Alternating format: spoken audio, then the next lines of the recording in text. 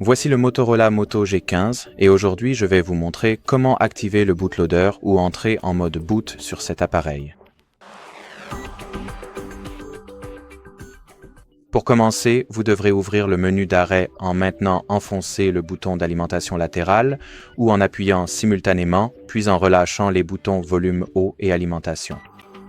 Maintenant, appuyez sur Éteindre et laissez à l'appareil le temps de s'éteindre complètement.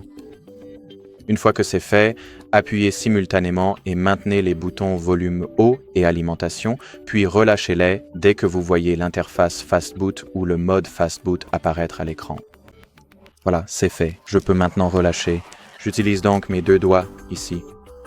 En fait, cela n'a pas fonctionné, donc répétons cette action rapidement.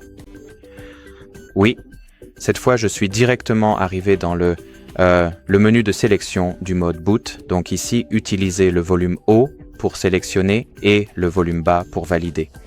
Je dois sélectionner le mode Fast Boot, puisque c'est là où j'aurais dû me retrouver, et j'ai probablement appuyé sur quelque chose par erreur, mais ce n'est pas grave si cela vous arrive aussi. Comme vous pouvez le voir, vous pouvez toujours accéder au mode Fast Boot depuis ce menu ici. J'ai donc simplement ajouté une étape supplémentaire inutile, donc pas d'inquiétude à avoir. Maintenant, faites défiler les options Fast Boot disponibles en utilisant les touches de volume. Sélectionnez le mode Recovery, puis appuyez sur le bouton d'alimentation pour démarrer en mode Recovery.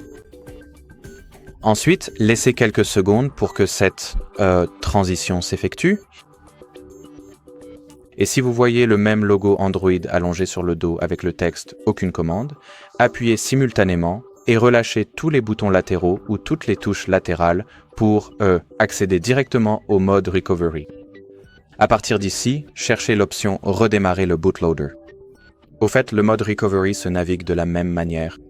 Les boutons de volume servent à faire défiler les options disponibles et la touche d'alimentation à confirmer ou à sélectionner. Donc ici, sélectionnez l'option « Redémarrer le bootloader » dans cette liste et une fois sélectionné, appuyez sur la touche d'alimentation.